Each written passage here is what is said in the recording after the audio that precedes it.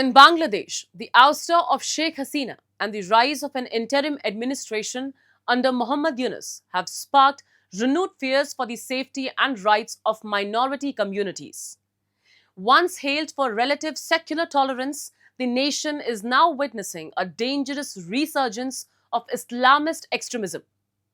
Attacks on religious minorities, especially Hindus, have intensified with the demolition of temples, intimidation of worshippers, and mob violence becoming alarmingly frequent.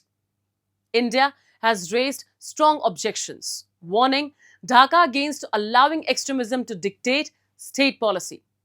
Here's a report from Bangladesh's capital that highlights the growing insecurity faced by minorities. In what can only be described as a disturbing act of religious persecution, a Durga temple in the heart of Dhaka was demolished by state authorities under the pretext of illegal land use. Bulldozers escorted by police razed the structure as Hindu men and women protested tearfully, pleading for protection. Over 500 people reportedly gathered outside the temple, many armed with sticks, demanding its demolition. The crowd was backed not by fringe radicals, but allegedly by institutional silence.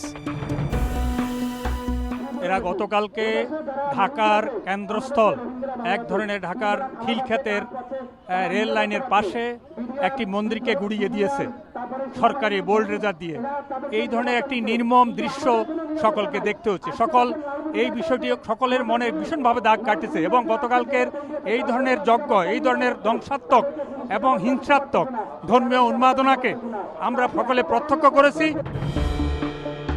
The visuals triggered outrage not just in Bangladesh, but across the region.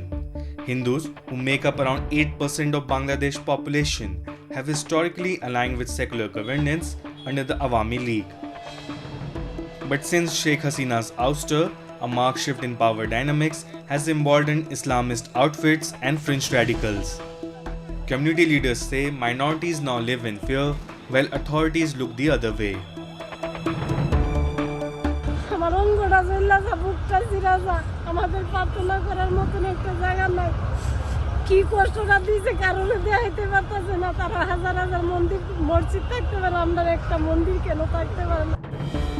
India reacted sharply to the temple's demolition. The Ministry of External Affairs condemned the act and criticized Yunus-led interim government for downplaying the incident as an administrative matter instead of addressing the extremist undertones. India reminded Dhaka of its responsibility to safeguard minority communities, their faith and their dignity.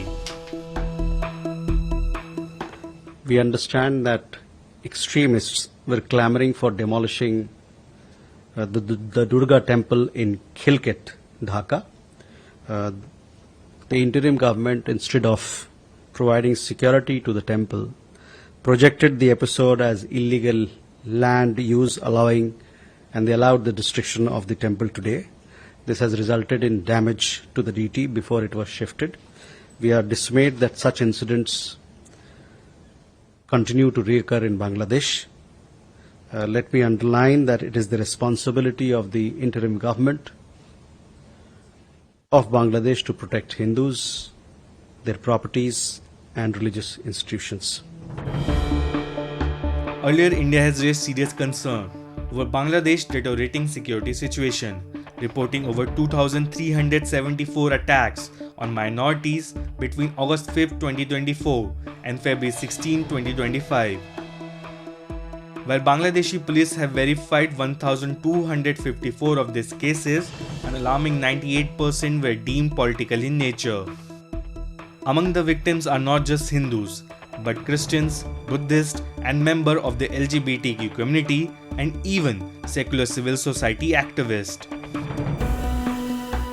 Caretaker government has to actually prove and step up their activities and effects in order to curb these kinds of disturbances, because we have seen no evidence, and it is seeming likely that they are actually turning a blind eye towards all of these atrocities which is going on unabated day in day out. We can see extrajudicial executions, loot, arson, and at the end of the day, all of these are being targeted towards the minority communities who are bearing the brunt.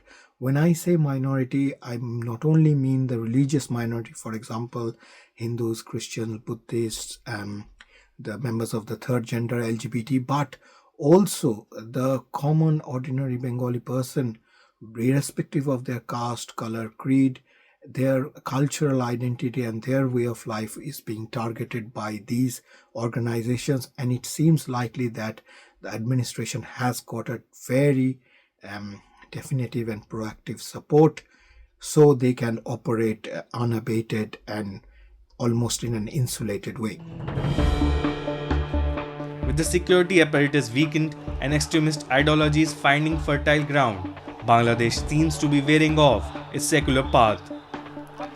The streets of Dhaka have witnessed radical procession, openly calling for stricter Islamic governance. Experts fear that if this trajectory continues, the hard-won progress made in countering extremism under the previous administration could unravel swiftly.